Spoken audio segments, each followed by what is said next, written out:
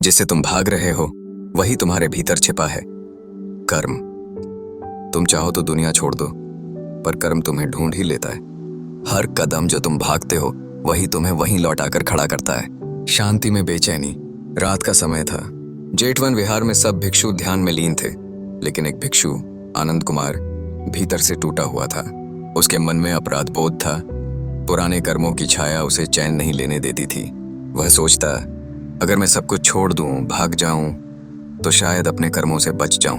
वह उठा, अपना झोला उठाया और अंधेरे में खो गया, अपने अतीत से भागने के लिए। जंगल का रास्ता। जंगल की पगडंडी पर चलते हुए उसने सोचा, यह रास्ता शायद मुझे मुक्ति तक ले जाए। पर तभी एक वृद्ध किसान सामने आया।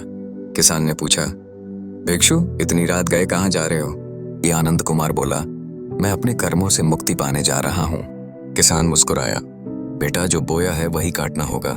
कर्म से कोई भाग नहीं सकता।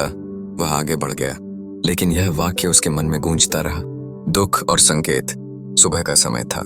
वह एक गांव में पहुंचा, जहां एक स्त्री अपने बेटे के लिए रो रही थी। उसका बेटा खेत में काम करते हुए सांप के काटने से मर गया था। यह दृश्य देखकर आनंद कुमार कांप उठा। उसे बचपन याद आया, जब उसने क्रोध में एक सांप को पत्थर से मार दिया था। क्या यह वही कर्म लौट आया है? उसका दिल भर आया। अब भागना उसे डराने लगा था। बुद्ध का स्वप्न। रात को थका मांदा वह पेड़ के नीचे गिर पड़ा। आंखें बंद हुईं और बुद्ध का तेजस्वी रूप प्रकट हुआ। बुद्ध ने कहा, आनंद कुमार, तुम कर्म से क्यों भाग रहे हो? वह बोला, भगवान, मैंने बहुत गलतियां की हैं।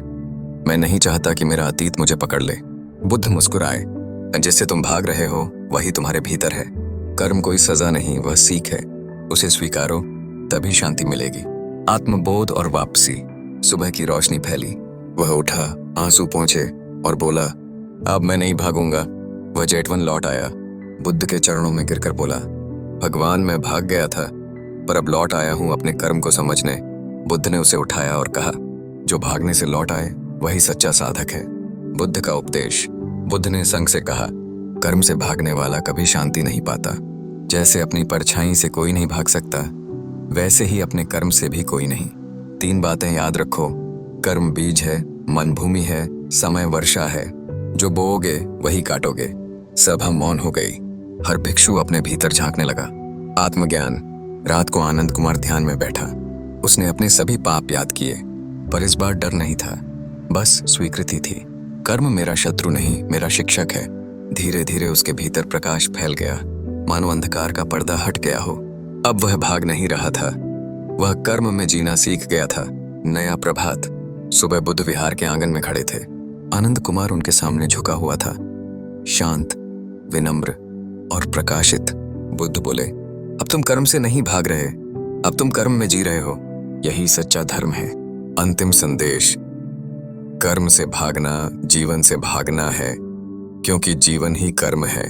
जब तक हम कर्म से डरते हैं, तब तक हम खुद से दूर रहते हैं। लेकिन जब हम कर्म को स्वीकारते हैं, तब हम सच्चे अर्थों में जीना सीखते हैं। अगर यह कहानी आपके दिल को छू गई हो, तो बुद्ध की इस शिक्षा को आगे बढ़ाइए। हर दिन एक नई बुद्ध कहानी, एक नई प्रेरणा, एक नया बोध। चैनल को सब्सक्राइब करें ताकि अगली कहानी सीधे आपके दिल तक पहुंचे। सब्सक्राइब करें और कर्म का सच्चा अर्थ जानें। बुद्धा लाइफ स्टोरीज, जहां हर कहानी एक जागृति है।